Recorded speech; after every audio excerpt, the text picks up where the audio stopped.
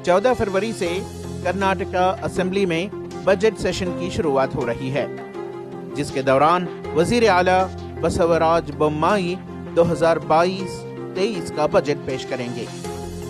Bharatiya Janata party के गुज़िश्ता 2 सालों की हुकूमत के दौरान अक़लियती तबक़ात के लिए बजट में भारी कटौती की गई थी। अब रवां साल के बजट के मुताल्लिक़ भी अक़लियती तबक़ात को कोई ख़ास उम्मीद नहीं है। ताहम राज्यसभा के रुकन डॉक्टर नासिर हुसैन ने कहा कि अपोजिशन कर्नाटका कांग्रेस की जानिब से वज़ीर आला से बजट के सिलसिले में मुलाकात की जाएगी कि इस मर्तबा अक़लियतों के लिए बजट में इजाफा किया जाए।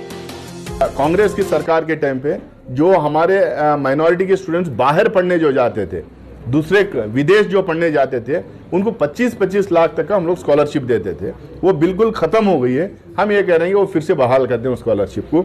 दूसरा, मुझे पता चला है कि किसी ने ये उसमें राइडर डाला है, जिनको स्कॉलरशिप मिलती है वो लोन नहीं ले सकते। अरे भाई, जो 1.5 लाख 2 लाख जिसकी फीस है इंजीनियरिंग कॉलेजेस, मेडिकल कॉलेजेस, उसको आप 30,000 40,000 की आप स्कॉलरशिप दे रहे हैं। अगर वो ऑटो चलाने वाले की बच्चा या बच्ची है, नहीं तो किसी भी गरीब घराने के बच्चा बच्ची अगर वो इंजीनियरिंग या मेडिसिन कर रहे हैं, MBA कर रहे हैं, तो उनको जो बैलेंस अमाउंट है वो कहाँ से लाएंगे? वो तो लोन ले रहे हैं ना। आप तो स्कॉलरशिप 30-40 हज़ार दे रहे हैं, बाकी की जो लोन ले रहे हैं, ये कंडीशन नहीं डालना चाहिए। लोन जितना चाहे वो ले, क्योंकि वो रीपेएबल है और स्कॉलरशिप सबको मिलना चाहिए। ये एक है। और तीसरा, और ये भी बोला गया है कि बहुत सारे कोर्सेज को ये स्कॉलरशिप ख़त्म कर रहे हैं। हमारा डिमांड ये है,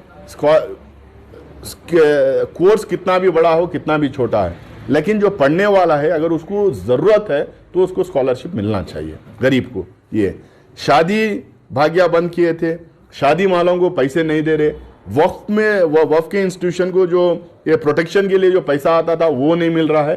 ये इन तमाम इश्यूज़ को हमारे लीडर्स रेस करेंगे। इसको बजट में अकोमोडेट होना चाहिए, क्योंकि पिछले 2 साल कोविड का बहाना दिया गया था। अब कोई बहाना नहीं चलेगा, क्योंकि फुल फ्लेज इकोनॉमी चल रही है, इकोनॉमी बैक ऑन ट्रैक्स है।